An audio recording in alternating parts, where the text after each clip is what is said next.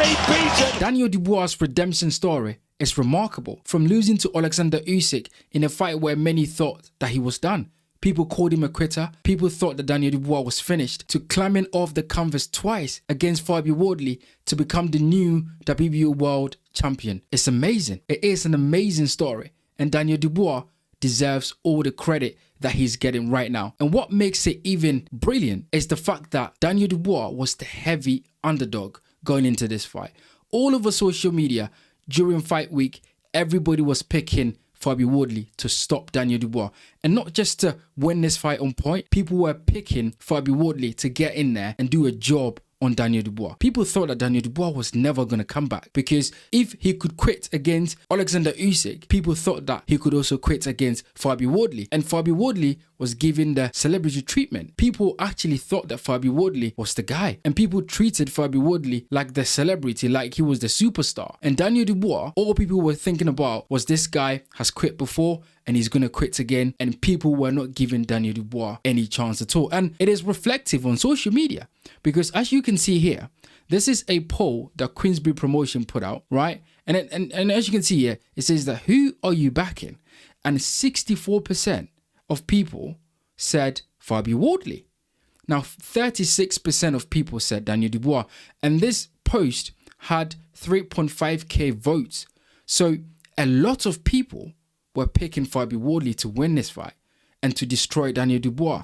And this was all on social media. I mean, on the radio station, on YouTube, on TikTok, just anywhere that you could look, Daniel Dubois was the heavy underdog in this fight. Now, people didn't remember that Daniel Dubois was a world champion before, or maybe people forgot because Dubois didn't look really good in that Oleksandr Usyk fight. And I never really got my head around the fact that people were picking Fabio Wardley to win this fight, because I did not understand what people saw in Fabio Wardley's style to think that he was going to win this fight. And I think I was one of the only YouTubers that actually picked Daniel Dubois to win this fight and to stop Fabio Wardley late. And I made this video on my channel, and you can check it out. You can have a look at this video, right, where I talked about the fact that Daniel Dubois has this tag of being a quitter. And in this video, I asked the question, has Fabio Wardley got the style to make Daniel Dubois quit? Because when I look at things, when I analyze both fighters, their weaknesses and the advantages, I did not see Fabio Wardley beating Daniel Dubois, because I thought stylistically, Daniel Dubois was all wrong for Fabio Wardley. So I couldn't get my head around why people were picking Fabio Wardley to beat Daniel Dubois. And also, Daniel Dubois has been there and done that. Yes, Dubois has lost to Oleksandr Usyk twice. Dubois has lost to Joe Joyce. But Daniel Dubois has the experience at the top level. He's been there. And Fabio Wardley hasn't been there. But of course, in boxing, people live on recency. What they've seen recently is what people live on. But I looked at this fight very differently. And Daniel Dubois just went in there and proved everyone wrong. Daniel Dubois did what people didn't think he could do. And look, when people made their predictions for this fight, I didn't really thought that it was wrong, because when you look at it, this was a 50-50 fight. This was a fight between two punches where you know that if one of them lands at every single moment in the fight, this could change the trajectory of the fight forever.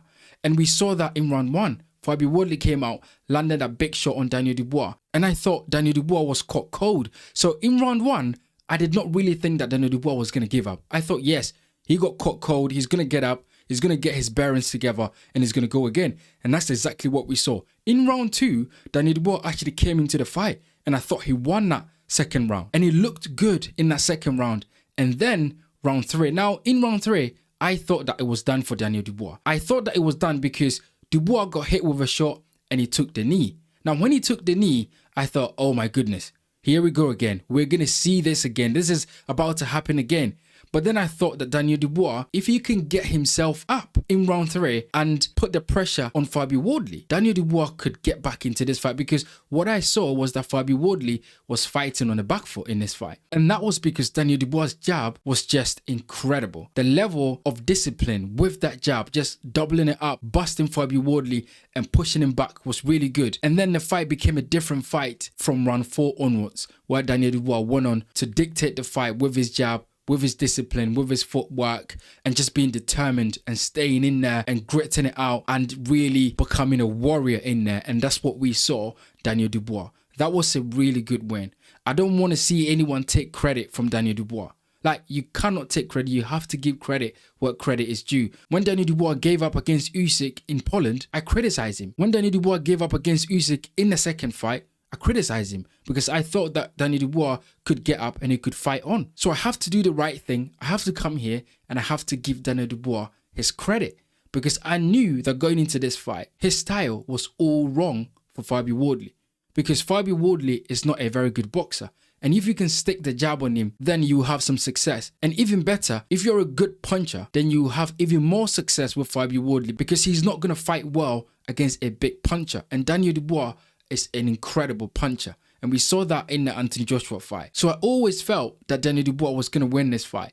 But that performance deserves a lot of credit. That performance, Daniel Dubois deserves the praise that he's getting right now. Because if he had given up in this fight, Daniel Dubois would have been done. I remember before the fight started, on the live stream, I told everyone that if Daniel Dubois quits in this fight, that is the end of it.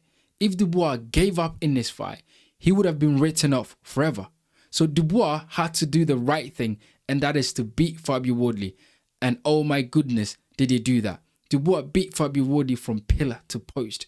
That was a beating. That was an absolute beating. And I don't think that any fighter should stay in there and take that beating. And we'll talk about Fabio Wardley's corner in another video. But this video is all about Daniel Dubois redeeming himself. It is like a coming of age fight because if you look at the Anthony Joshua fight, yes, it looked like that was Daniel Dubois' best performance of his career. And if anyone argues that, I'll give him that.